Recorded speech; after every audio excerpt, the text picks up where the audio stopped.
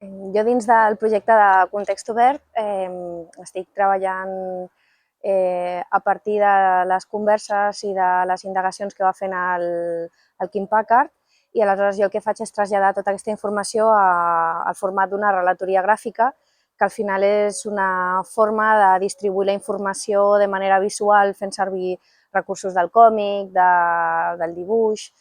La relatoria gràfica el que ens permet és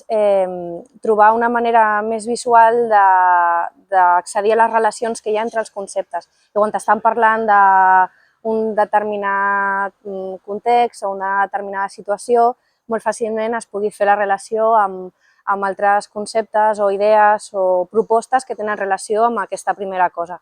Aleshores, això va molt bé si després s'han de fer servir aquestes il·lustracions com un document de treball, que al final és una mica el que són, no? Com un document de treball per poder seguir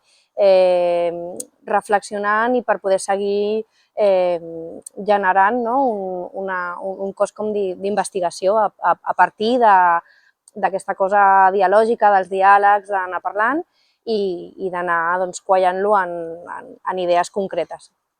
Aquestes relatories gràfiques són relatories digitals i, sobretot, el que ens permet que siguin digitals és que pugui haver un diàleg entre en Quim i jo i que puguem entre els dos anar conformant la forma d'aquest núvol de conceptes. Moltes vegades, gairebé totes, el Quim em passa com un conjunt d'idees que han anat sorgint i jo les reordeno amb idees visuals.